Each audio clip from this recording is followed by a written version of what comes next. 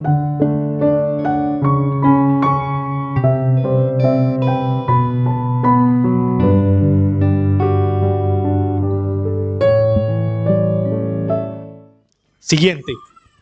Ahí estamos bien. Ese contexto histórico en tiempos de Jesús no solamente implicaba el mundo judío, sino que también implicaba el mundo grecorromano. ¿Qué significa eso? Que había la cultura griega bajo el Estado o el gobierno romano. Hay una mezcla ahí, lo cual se llama mundo grecorromano. ¿Qué quiere decir eso? Quiere decir, en primer lugar, que la lengua, el griego quini, era el más importante del momento. Y eso viene desde los tiempos de Alejandro Magno. Cuando Alejandro Magno empezó todo ese proceso de conquista hasta los límites con la India, el idioma que irradia por todos los territorios del imperio griego, pues es el griego quinio koiné, que es el griego común. La misma lengua con la cual los autores del Nuevo Testamento escriben el Nuevo Testamento en griego. Era el idioma de los comerciantes, de los negociantes, para el tiempo de Alejandro Magno. Y siempre yo cuento esta historia, cuando Alejandro Magno iba a conquistar el mundo, salía con un filósofo. Él había recibido clases de Aristóteles. Iba con un filósofo llamado Pirro hasta los límites con la India, y cuando llega a los límites con la India se encuentra con unos filósofos de la India. Porque la filosofía no es solamente occidental, también hay filosofía oriental. Y cuando llegan y se encuentran, entonces hay un tema que van a tratar y vamos a hablar acerca del dolor o el sufrimiento. Entonces, Pirro, que es el filósofo griego que anda con Alejandro Magno, empieza a argumentar acerca del sufrimiento y a explicar qué es el dolor. Y termina su participación y luego le toca el turno al filósofo de la India, pero él no dice nada, sino que llena su cuerpo como una especie de combustible y luego se enciende en fuego. Y mientras es quemado, grita, este es el dolor, y muere quemado. Cuenta la historia que entonces el filósofo griego que iba con Alejandro Magno no pudo decir palabra, es decir, se quedó callado y de regreso hacia el territorio macedonio no profirió ningún tipo de palabra. Los estudiantes que antes lo escuchaban a él hablar, ahora reciben las clases por señas porque deciden no hablar. ¿Y cuál fue la problemática? Que yo creía estar seguro de algo hasta que me demostraron lo contrario y me hicieron dudar. Y se cuenta que ese filósofo griego es el padre del escepticismo griego, de la escuela escéptica de los griegos. A partir de ahí empieza esa tesis, ¿no? Nunca estoy lo suficientemente seguro de lo que sé. Ahí viene esa idea griega. Lo cierto es que el idioma griego de Alejandro Magno es el griego común o el griego quini. Ese mismo idioma establece una gran necesidad y eso nos va a llevar a otra idea interesante acá, y es esta. Los judíos que habían experimentado la dispersión después del periodo posexílico y habían empezado a establecerse en algunos lugares alrededor de la cuenca del Mediterráneo, entre ellos Alejandría, Elefantina, lugares importantes, empezaron a perder el idioma hebreo o el idioma arameo, se empezó a confundir y ya las siguientes generaciones empezaron a hablar el griego koiné. ¿Qué hizo uno de los gobernantes, que posiblemente fue Ptolomeo, quien estaba a cargo de una comunidad judía al norte del África? Vio la necesidad de unir a la comunidad para sus beneficios políticos y la manera de hacerlo era traducirles su Biblia hebrea, el Antiguo Testamento en hebreo, al griego. Entonces este hombre prepara todo un proceso. Algunos cuentan que fueron 72 ancianos los que empezaron a hacer esa traducción. Otros dicen que la traducción duró hasta 2 siglos, empezando por la Torá. Pero el resultado final es que tenemos el Antiguo Testamento ahora en griego, para que las siguientes generaciones de los judíos que había perdido la lengua hebrea pudiese leer su Biblia, el Antiguo Testamento. Y es lo que se conoce como la Septuaginta. Y de ahí viene su nombre Septuaginta, pues por la historia que se cuenta de que fueron 70 o 72 personas que participaron en esa traducción. Desde luego que Pablo cita la Septuaginta en el Nuevo Testamento. Desde luego que él está leyendo desde la Septuaginta en el Nuevo Testamento. La pregunta que les hago es si Jesús utilizó la Septuaginta. O finalmente Jesús se limitó a utilizar el Antiguo Testamento hebreo, o sea, la Biblia en hebreo, pero no la Septuaginta. Bueno, les dejo ahí el siguiente problema. Ese griego en el cual se escribe el Nuevo Testamento, pues va a ser el idioma en el cual el Evangelio se va a dar a conocer a lo largo y ancho del mundo, ese mismo griego. Yo recuerdo un amigo con el cual crecí en el Evangelio y hace mucho tiempo lo visité. Y cuando lo visité, entonces lo primero que vi en la iglesia local cuando entré fue la bandera de Israel. Bueno, luego vi que me saludó Shalom. Y luego me dijo que no pronunciara Jesús, sino Yeshua. Pero eso no es lo peor. Lo peor de todo es que me dijo que la lengua divina era el hebreo, no el griego. Y que el Nuevo Testamento que nosotros tenemos en griego era una mala versión del Nuevo Testamento, que el original había sido escrito en hebreo. Que porque la lengua griega era pagana.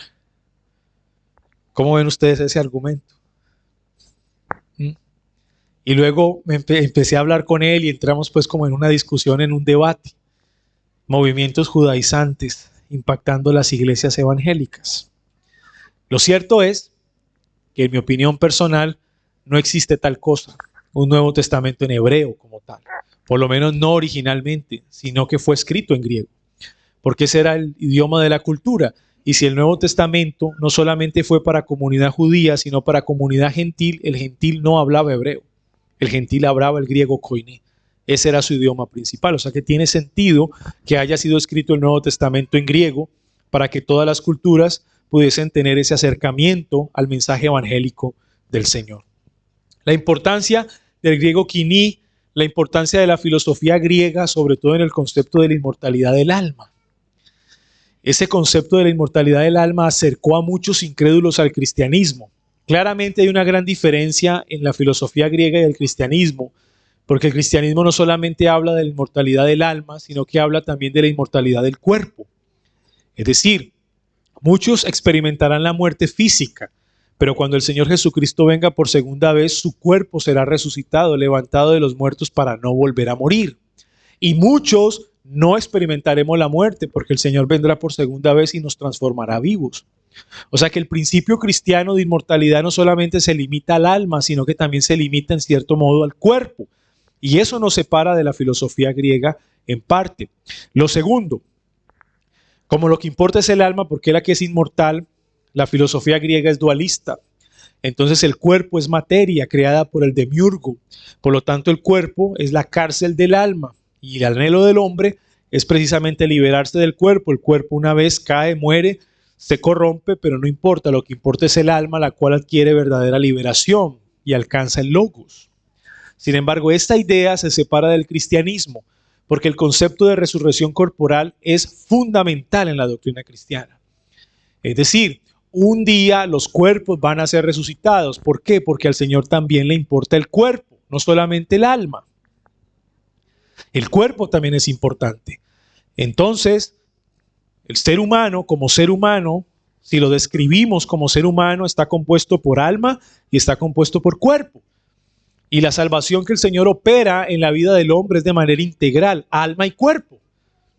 ¿O usted está pensando que el fin es el cielo? Usted está pensando que el fin es el cielo. Y entonces el cuerpo suyo, ¿qué? Entonces el cielo no es el final.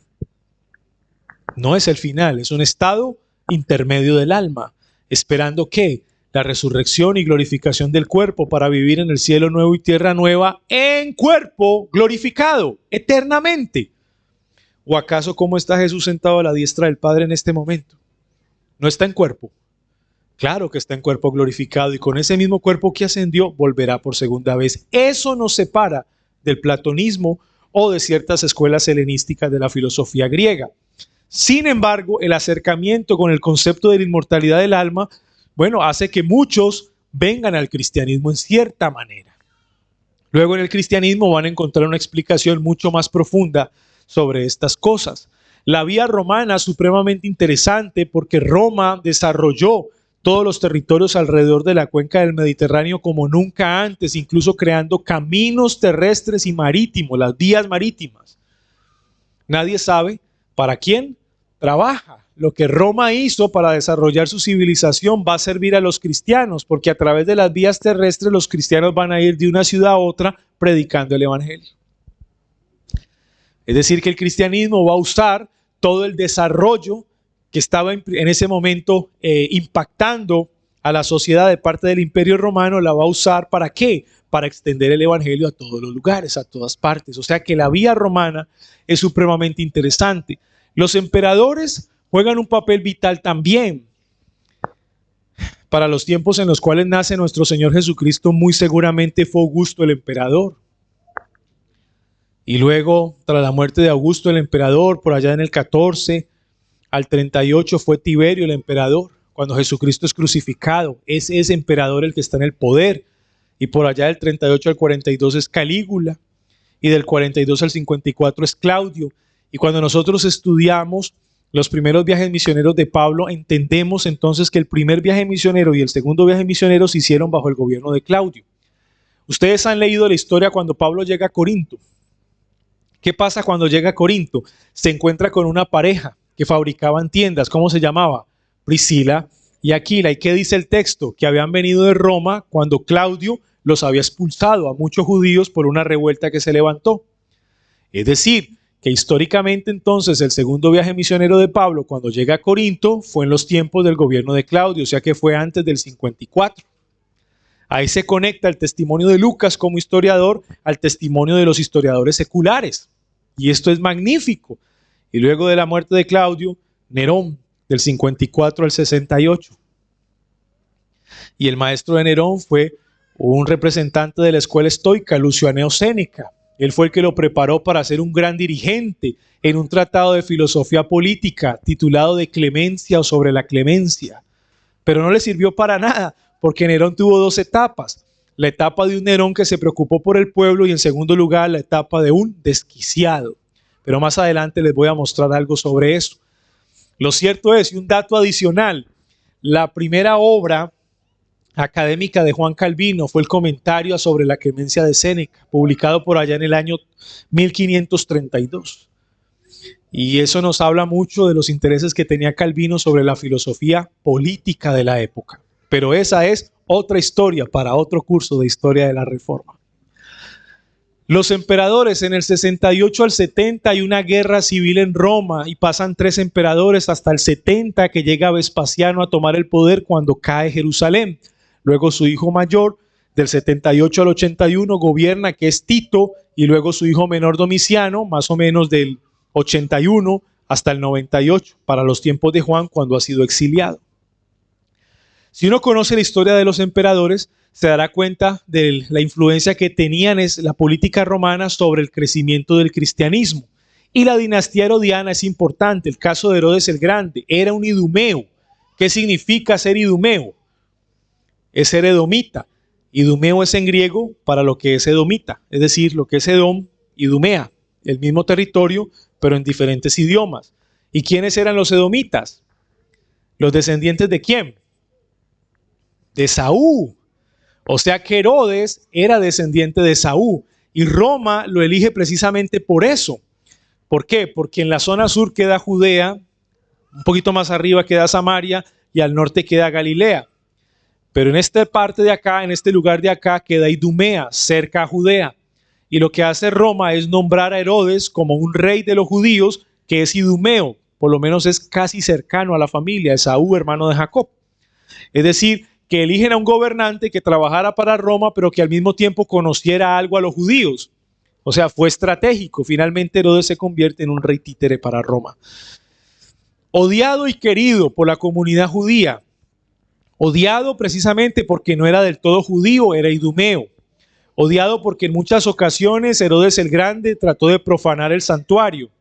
Pero querido también porque defendió al pueblo judío. En algún sentido gobernó a la comunidad y embelleció el segundo templo de Salomón. O sea, realmente lo que hizo Herodes el Grande con ese templo fue magnífico, reconocido por los mismos judíos y las facciones más legalistas del pueblo. Todo eso confluye en esa historia de los primeros años del primer siglo en los cuales nuestro Señor Jesucristo tiene su ministerio y en los cuales empieza el origen de la vida de la iglesia, ¿no? O de la historia del cristianismo propiamente dicha. Siguiente. Es interesante comprender el concepto del avance imparable de la nueva humanidad, porque es aquí donde empezamos a hablar ya propiamente de los primeros años de la iglesia, de la historia de la iglesia. ¿Y qué queremos decir con el concepto de nueva humanidad? Estamos hablando de la iglesia del Nuevo Testamento, es la nueva humanidad. Y cuando nos acercamos al libro de los Hechos, vemos que la interpretación que se hace de los primeros años de la historia de la iglesia se hace en clave geográfica en el libro de los Hechos. Si usted va conmigo rápidamente a Hechos capítulo 1, versículo 8, se dará cuenta de lo que dice Lucas en este texto muy conocido. Mire lo que dice el texto.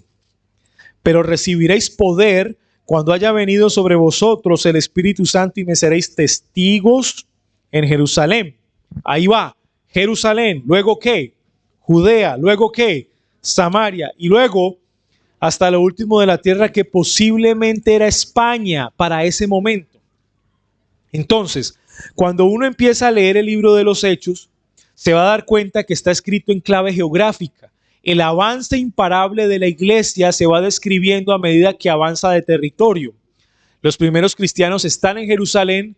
Es una iglesia constituida por judíos que habían abrazado el evangelio, pero luego el Señor utiliza la primera persecución sistemática de parte de los judíos para expulsarlos de Jerusalén. Estaban muy cómodos en Jerusalén, pero cuando viene la persecución, la muerte de Esteban, ellos tienen que huir. Entonces el evangelio avanza a Judea, más adelante avanza a Samaria y luego hasta lo último de la tierra. Se cree que posiblemente Pablo fue hasta España. No tenemos testimonio en el Nuevo Testamento sobre eso, pero es una hipótesis que está ahí. Así que la historia del libro de los Hechos se debe entender en clave geográfica. A medida que avanza la iglesia, avanza porque avanza de territorio, trasciende los territorios. Ahora bien, Hechos capítulo 1, versículo 8, es el poder para cumplir algo. ¿Qué? Los discípulos van a ser empoderados ¿para qué? ¿Para cumplir qué? Mateo capítulo 28, versículo 19, la gran comisión. Y de hacer discípulos a todas las naciones, bautizándolos en el nombre del Padre y del Hijo y del Espíritu Santo, enseñándoles todas estas cosas. Ahora bien, la gran comisión dada por el Señor Jesucristo requiere poder para cumplirla. Y el poder lo da el Espíritu Santo. Así que en Mateo 28 tenemos la gran comisión, en Hechos 1:8 tenemos el empoderamiento para cumplir esa gran comisión. Y es por medio del poder del Espíritu Santo que la iglesia avanza de manera imparable. Por eso cuando usted lee el último capítulo del libro de los Hechos, ¿cómo termina? Cuando Pablo estaba en Roma predicando el evangelio era predicado abiertamente y sin impedimento, dice el texto. ¿Qué significa eso? Que a la iglesia nada la podía detener. El avance imparable de la nueva humanidad es el avance imparable de la iglesia de Cristo a lo largo de la historia. Eso es lo que significa. Ahora, entender eso en el libro de los Hechos es muy importante y ese es un dato que les doy a nivel interpretativo. Cuando vayan a dar una serie sobre el libro de los Hechos, bueno, traten de establecer la estructura literaria del libro de los Hechos a partir de la clave geográfica de Hechos 1:8. Ahí les dejo el dato, pues si le puede servir. En esa historia del libro de los Hechos encontramos a un personaje importante que es Pablo.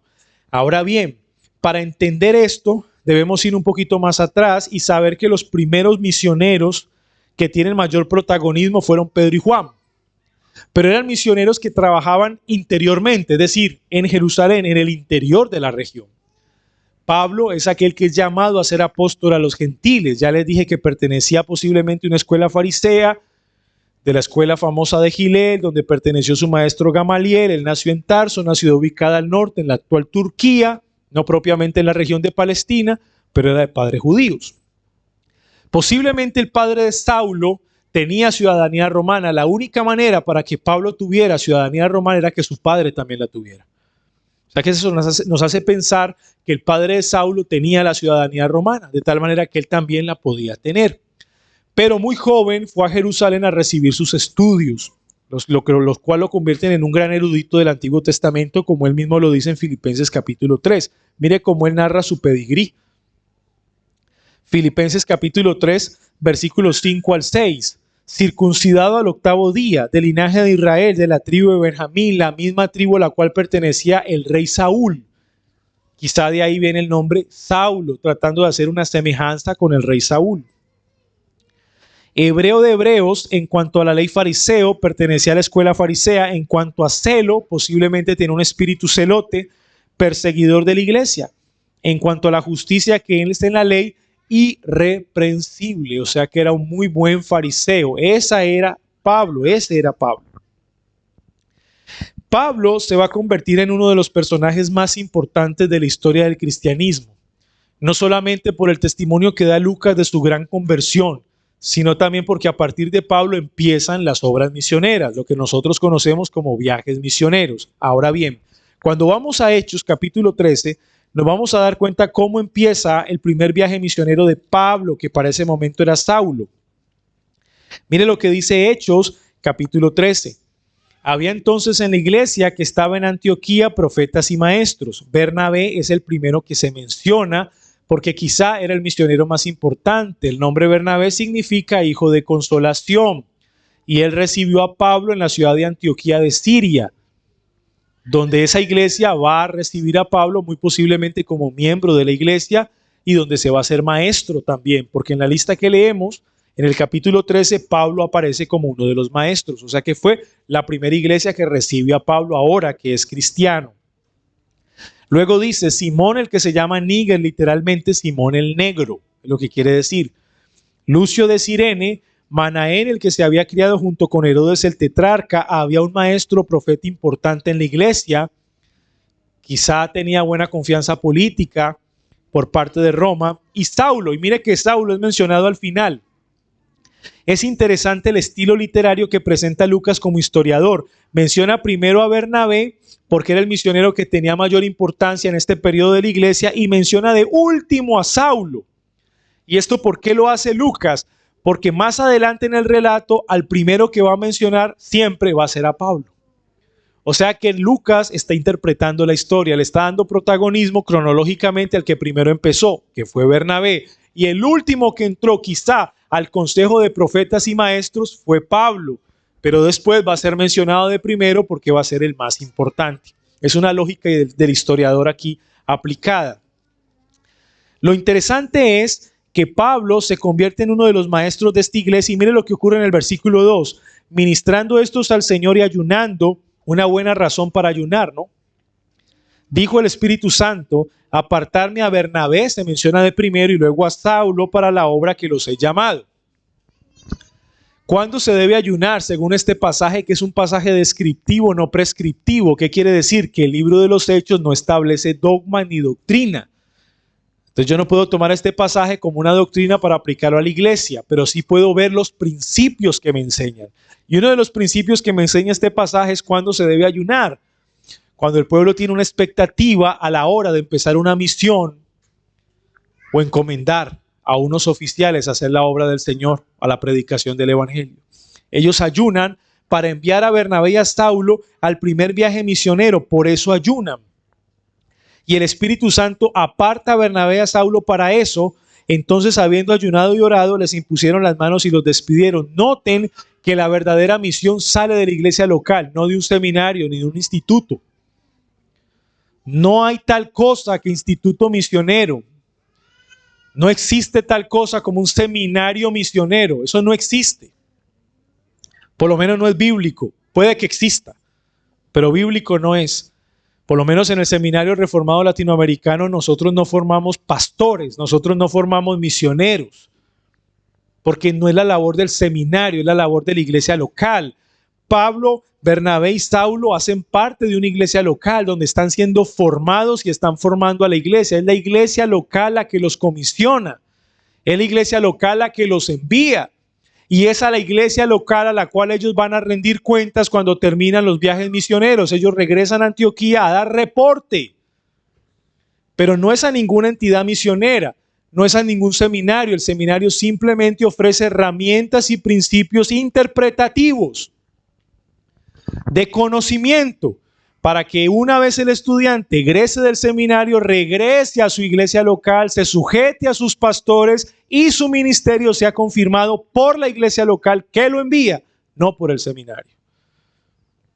Entonces no existe tal cosa como seminario misionero. No, ningún seminario hace misión. La misión es de la iglesia local. Es la iglesia local la que vela por la misión. Es un principio muy interesante. La iglesia de Antioquía de Siria se había convertido en una iglesia misional, juntamente como la iglesia de Jerusalén era una iglesia misional. Y en Antioquía se les llamó a los discípulos de Jesús ¿cómo? Por primera vez, cristianos. ¿Y eso qué significa? Pequeños Cristos. Tremendo, ¿no? Entonces, cuando le digan a usted cristiano, ¿qué le están queriendo decir? Pequeño Cristo. ¡Qué responsabilidad! Sin embargo, la primera vez que fueron nombrados cristianos fue despectivamente, porque obviamente había un nombre que no se podía nombrar en la comunidad judía, era el nombre de Jesús. Porque si un judío nombraba el nombre de Jesús, blasfemaba. Jesús se había convertido en el antagonista. Por eso ese nombre no se podía mencionar. Por eso Pedro en Hechos capítulo 2, cuando da ese sermón que se convierten como 3,000, las personas se tenían que bautizar en el nombre de Jesús, no en la fórmula trinitaria.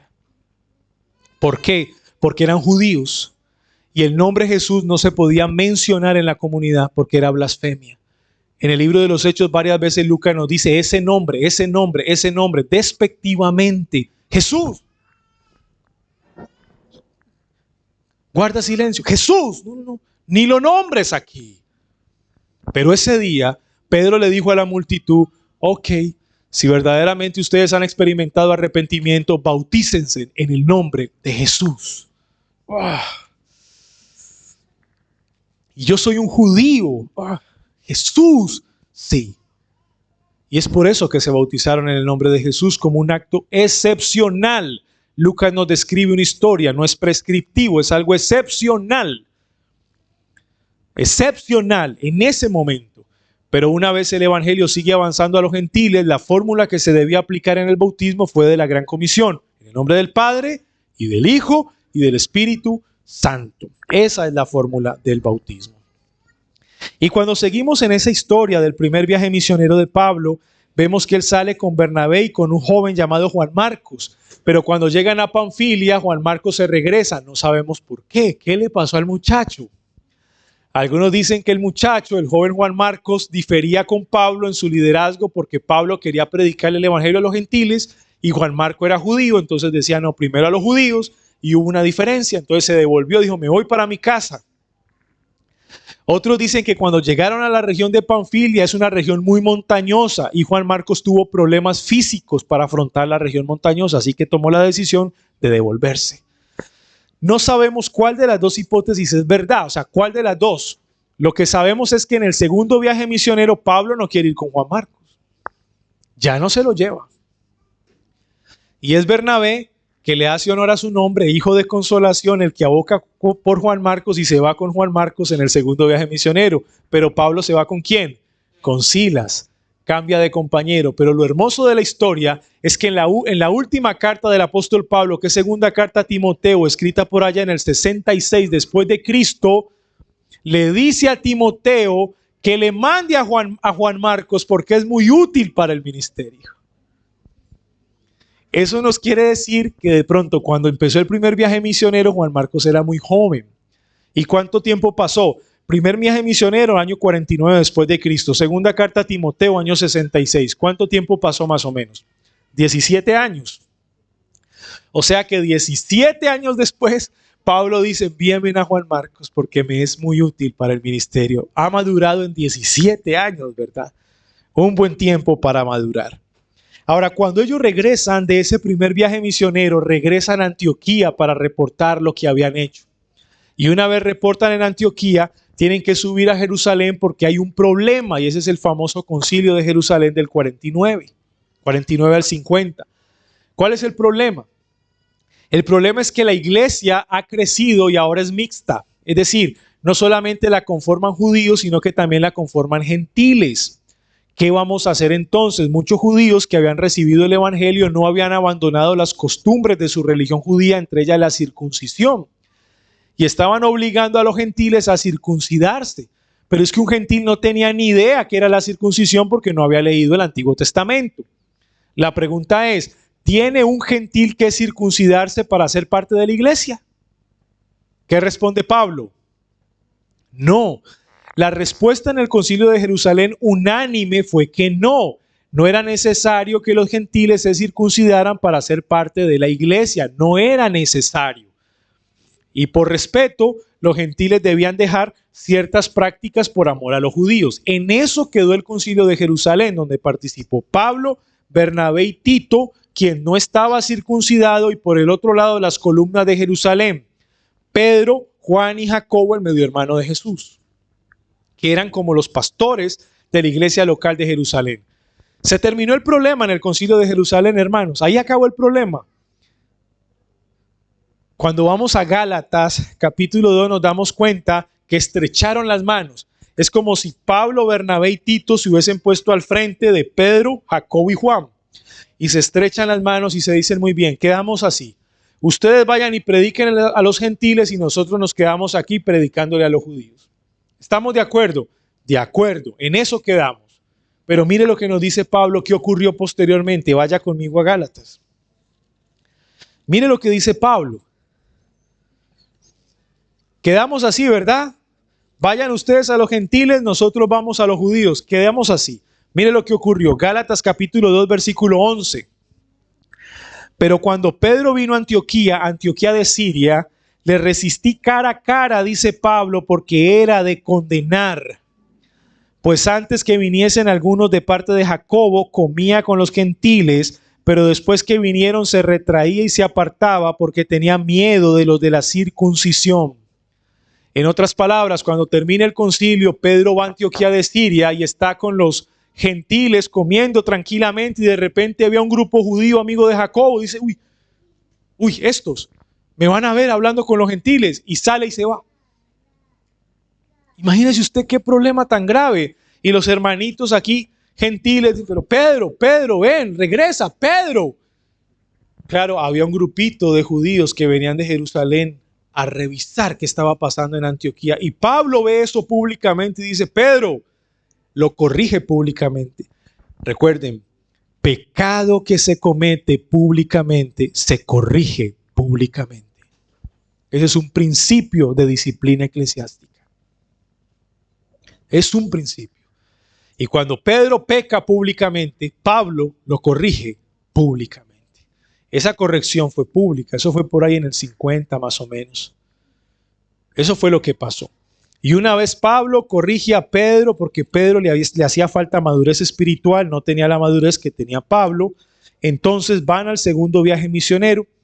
Como les decía, ese segundo viaje misionero Pablo va con Silas y luego van y confirman toda la región de Galacia, Listra, Derbe, Iconio, Antioquía de Pisidia, que son las iglesias que conforman la región a los Gálatas.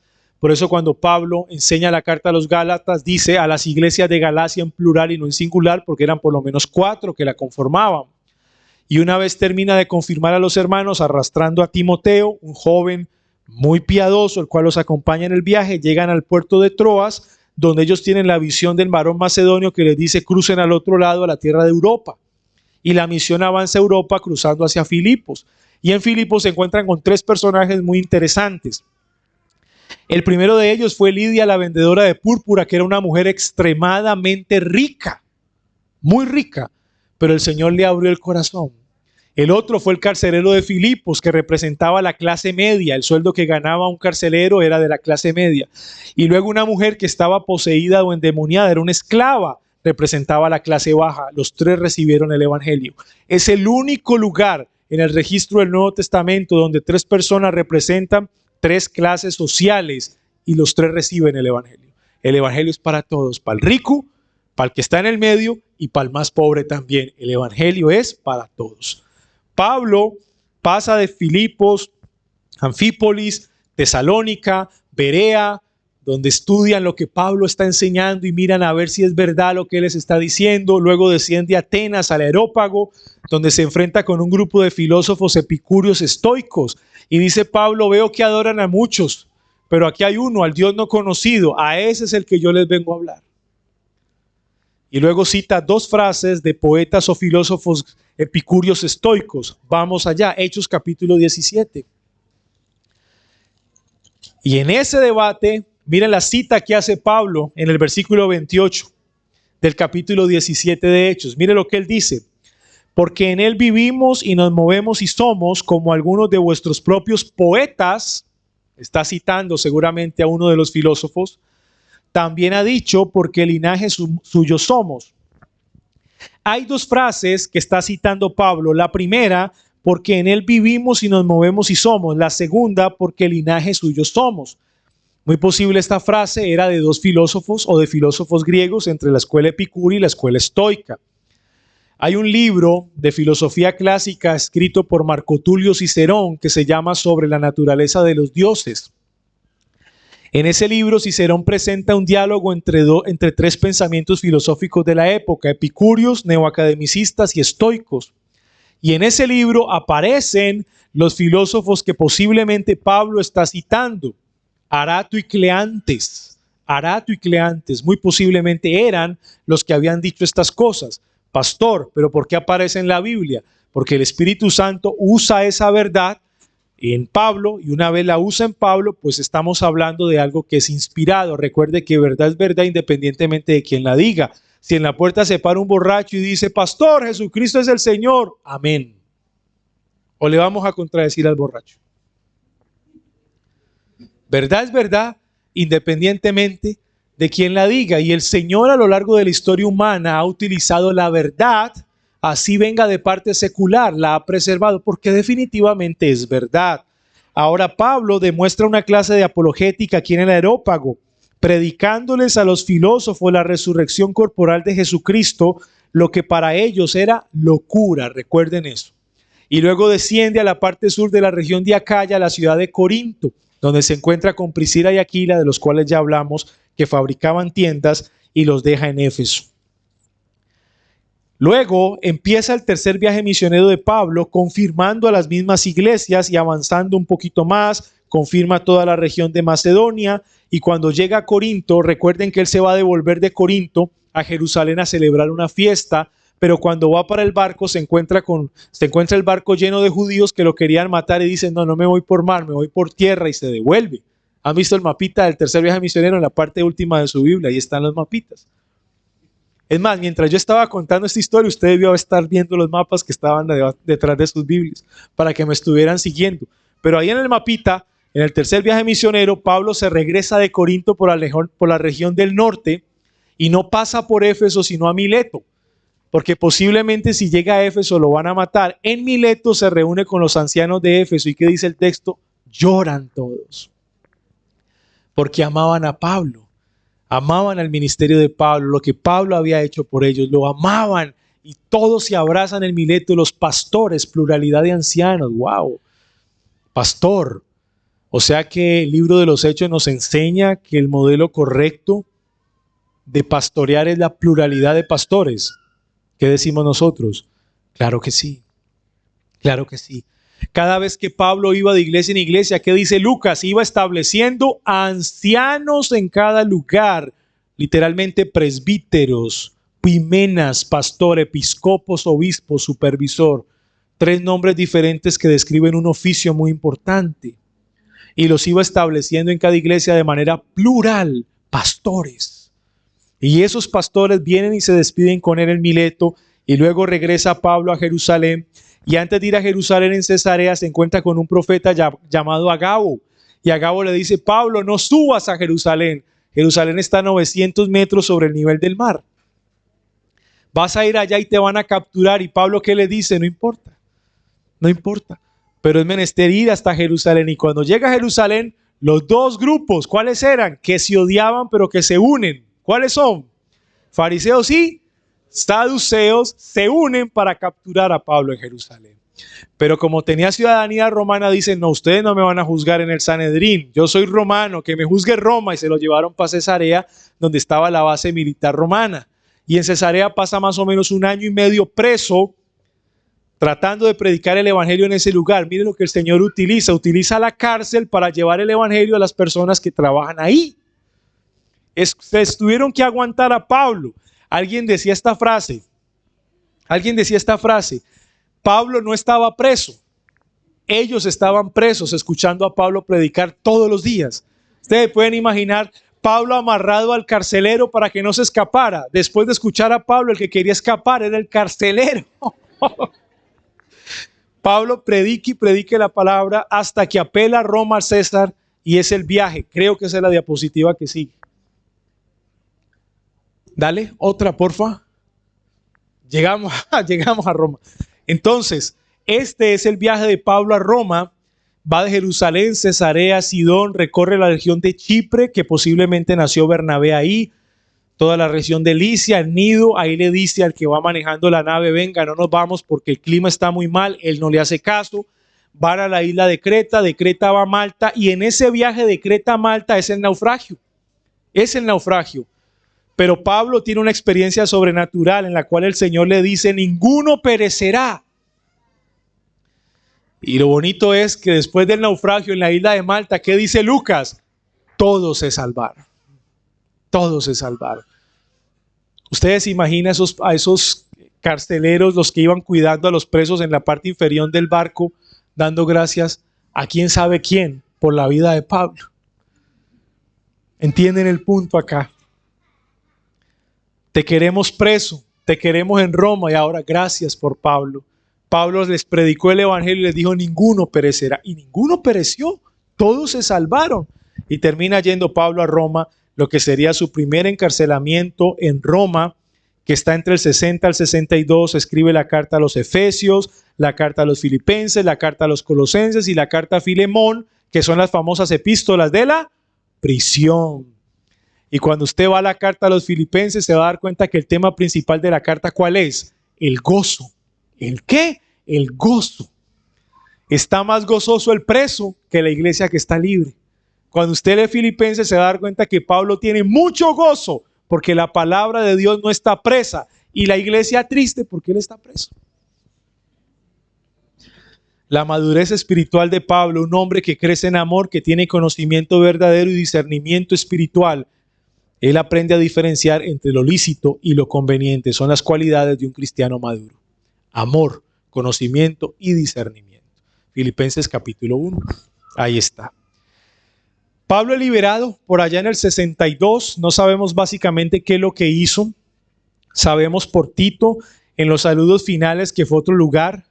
No sabemos exactamente si fue un cuarto viaje misionero. No lo sabemos. Lo que sabemos es que no estaba en Roma en el incendio del 64. El famoso incendio del 64 de Nerón. ¿Qué ocurrió? Mire lo que dice Suetonio, uno de los historiadores romanos. Bajo su principado, muchos tipos de delitos fueron severamente censurados y reducidos, hablando de Nerón. Se reprimió el exceso de lujo, los banquetes públicos se redujeron a distribuciones de víveres, se prohibió que en los tugurios se vendieran alimentos cocinados excepto legumbres y verduras, mientras que antes se ponían a la venta todo tipo de viandas. Se persiguió bajo de pena de muerte a los cristianos, secta de hombres que seguían una superstición moderna y maléfica. Oiga pues. ¿La opinión de quién? De Suetonio, historiador romano. ¿Y por qué era moderno? Porque el cristianismo hablaba de la resurrección corporal y eso era moderno. O sea, ninguna religión había hablado de eso, que el cuerpo que se descompone en la tierra nuevamente se levantaría. Ninguna religión, era el cristianismo. Y para ellos eso era moderno. Efectivamente, bajo el pretexto de que no podía soportar la frialdad de los antiguos edificios, la estrechez y la sinuosidad de las calles, incendió Roma. Ese es el pretexto de Nerón. Nerón contemplaba este incendio desde lo alto de la torre de Mecenas y, encantado, según él, por la belleza de las llamas, cantó la toma de Troya con el traje que usaba para salir a escena y quemó la ciudad. Pero la culpa de quién fue del incendio? De los cristianos. Justo González cuenta que más o menos unos 12 a 13 barrios de los cristianos no se quemaron. Efectivamente, ¿quiénes incendiaron? Pues los cristianos, mire que no se quemaron. A partir de ahí empieza una persecución contra el cristianismo muy, muy horrible. El mismo Nerón, ¿cuáles eran en sus jardines? ¿Qué era lo que encendía o iluminaba sus jardines? Los mismos cristianos muriendo quemados. acostumbraba a amarrarle a los cristianos en la parte de atrás un pedazo de carne cruda y los soltaba ante los perros salvajes para que mientras se devoraban la carne cruda, devoraban a los cristianos. Cosas crueles hizo Nerón contra los cristianos. Lo cierto es que Pablo no estaba en el 64 cuando se da el incendio. Posiblemente regresó después, por allá en el 65, queda preso en el 66, donde escribe segunda carta a Timoteo y muere martirizado en el 67. Nerón muere en el 68. Eso es lo que pasa. Y finalmente, ¿qué ha ocurrido?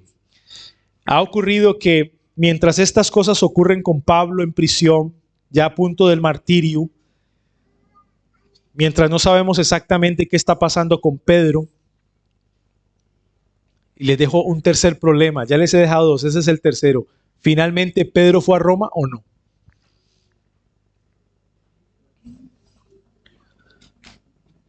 Porque cuando vamos a las cartas de Pedro, dice que Pedro le habla a la iglesia desde Babilonia. ¿Qué significa Babilonia? ¿Entienden el punto aquí? No hay registro en el Nuevo Testamento que se diga que Pedro fue a Roma. No hay registro. Dice que estaba en Babilonia. Pero muchos historiadores han interpretado la palabra Babilonia como un lenguaje secreto para no decirle dónde estaba ubicado, que era Roma. Pero otros dicen que Babilonia simplemente era la región del Asia Menor. O sea que si es así, nunca fue a Roma. Ahí les dejo la tercera tarea. ¿Fue a Roma Pedro? ¿Sí o no fue a Roma Pedro? Bueno,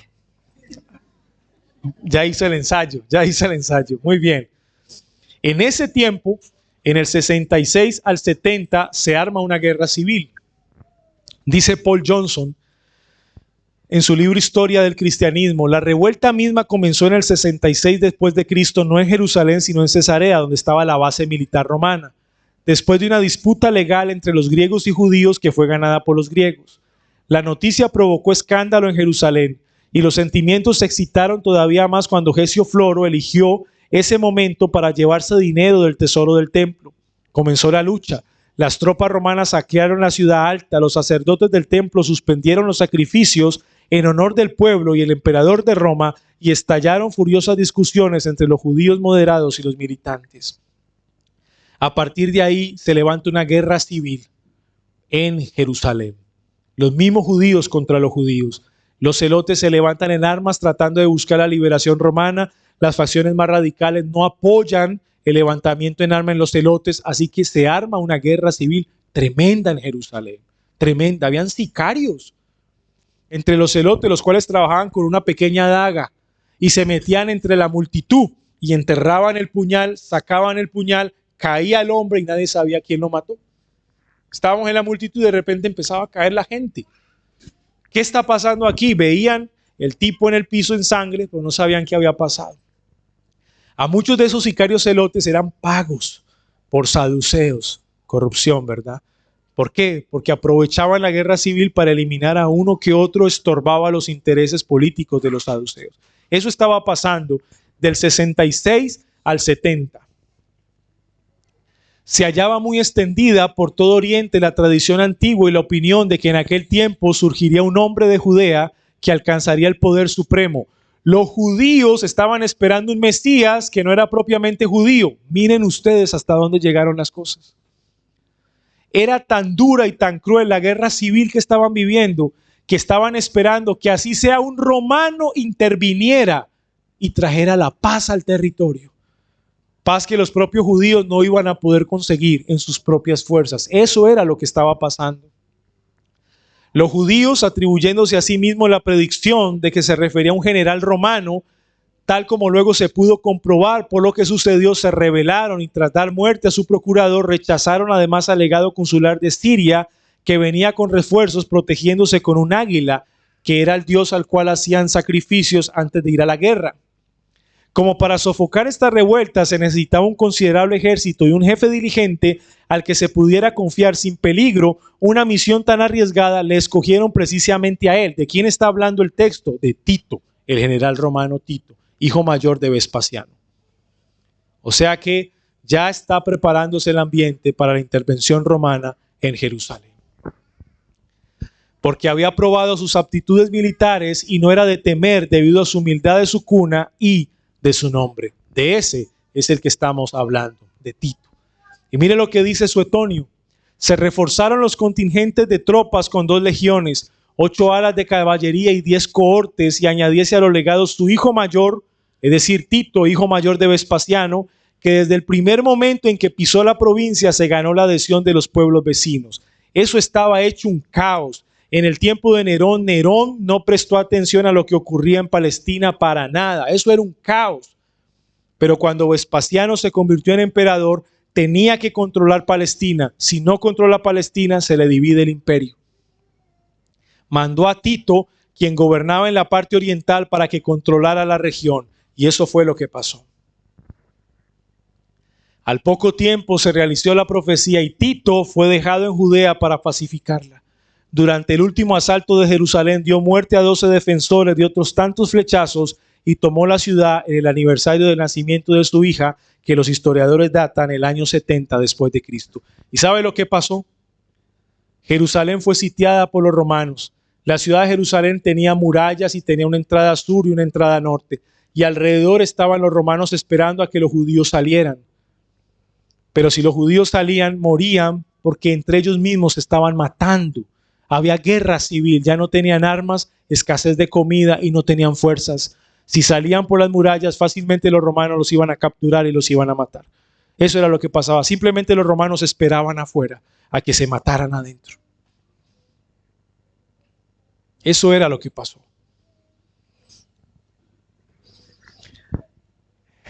Hermanos,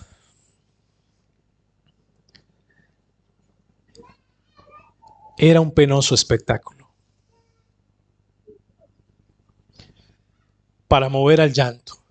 Mientras los poderosos saqueaban y los hombres y los débiles se lamentaban, se deshacían todos los frenos. Escuche esto. Mientras las mujeres arrebataban la comida de las bocas mismas de sus maridos, los niños de las de sus padres y lo más horrible de todo, las madres de la de sus bebés. Y mientras sus más amados morían en sus brazos, no tenían escrúpulo alguno en negarles el último bocado que los habría mantenido vivos. A los viejos se les apaleaba por aferrarse a su comida. Y las mujeres eran arrastradas por sus cabellos por ocultar en sus manos la comida. No mostraban compasión alguna por las canas ni por la infancia, sino que tomaban a los bebés que se aferraban a sus migajas y los lanzaban contra el suelo. ¿Quiénes hacían eso? Los judíos. Los judíos con los judíos. Imposibilitados ahora de salir de la ciudad. Escuche eso. Los judíos perdieron toda esperanza de supervivencia y el hambre empeoró, consumiendo casa tras casa, familia tras familia. Los hogares se llenaron de mujeres y niños muertos así, y las calles de cadáveres de ancianos, jóvenes y niños, hinchados por el hambre, vagaban como fantasmas por el mercado y caían muertos sobre sus pasos. Cuando Tito, patrullando, vio los valles llenos de muertos con el inmundo líquido que emanaban de los putrefactos cadáveres, gimió. Tito, el general romano, y levantando las manos puso a Dios por testigo que aquello no era obra suya. Increíble, ¿verdad? Cuando Tito entra a Jerusalén, el trabajo ya había sido hecho. Los judíos se habían matado entre ellos mismos. Había una mujer llamada Marida, hija de Eleazar, desafiando a toda inclinación, tomó a su propio hijito, al que le daba el pecho, y le dijo: pobrecito mío, ¿por qué te mantengo con vida en medio de la guerra, del hambre y de la rebelión? Si vivimos, seremos esclavos de Roma, pero el hambre irá más rápido que la llegada de la esclavitud y los rebeldes son peores que ambas cosas. Venga, sé mi alimento. Una furia vengadora contra los rebeldes y la historia del sufrimiento judío que el mundo tendría que oír. Con estas palabras mató a su hijo, luego lo asó y comió la mitad y ocultó el resto. Cuentan los historiadores que cuando Tito y los soldados romanos entraron a Jerusalén, no había lugar donde la planta de su pie tocara el suelo. Tenían que pasar por encima de todos los cadáveres. Termino con esto. ¿Recuerdan la historia del endemoniado gadareno que hablé en la sección anterior? ¿Recuerdan esa historia? Jesús cruzó al otro lado de Galilea, a la región de Gadara, para predicar. Y el hombre salió, el endemoniado salió, y los demonios reconocieron a Jesús como Hijo de Dios. Pero ¿qué dice Marcos capítulo 5? La misericordia del Señor lo hizo libre. Y el hombre, amando al Señor, apasionado por el Señor, déjame ir contigo. Por lo menos yo me voy en la barca. Y el Señor le dijo, no te puedes ir conmigo. Ve a los de tu casa y diles cuánta misericordia ha tenido el Señor contigo. Y el ex endemoniado gadareno se regresó. ¿Sabe qué dice la historia? Que antes de que Tito entrara a Jerusalén, la iglesia cristiana de Jerusalén huyó de Jerusalén. ¿Y saben por qué huyó la iglesia cristiana de Jerusalén? Porque recordaron las palabras de Jesús en Lucas 21. Mas ay de las que estén encintas y de las que críen en aquellos días, porque habrá gran calamidad en la tierra e ira sobre este pueblo, y caerán a filo de espada y serán llevados cautivos a todas las naciones, y Jerusalén será hollada por los gentiles hasta que los tiempos de los gentiles se cumplan. Recordaron que Jesucristo les había dicho que algo así ocurriría. Esas mujeres encintas son las mujeres encintas de Jerusalén en el año 70. Ay de las que estén encintas en ese momento. Entonces, cuando Jesús salió del templo y se iba, se acercaron sus discípulos para mostrarles los edificios del templo. Respondiendo, él les dijo, ¿veis todo esto? De cierto os digo que no quedará aún piedra sobre piedra que no sea derribada. La iglesia cristiana, cerca del año 70, recordó las palabras de Jesús y salió de Jerusalén. ¿Y a dónde fueron?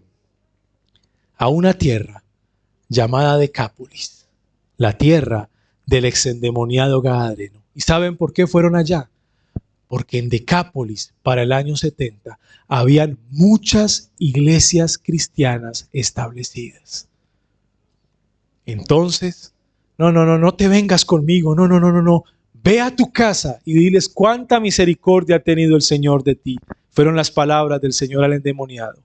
40 años después, Decápolis era cristiana para el tiempo de la destrucción de Jerusalén. Así que nos encontraremos con el ex endemoniado. No me le diga endemoniado ya. Dígamele ex endemoniado gadareno. Y nos lo encontraremos, sea en el cielo o en la tierra nueva, y le preguntaremos, venga, ¿cómo hizo usted para predicar el evangelio en la región de Gadara?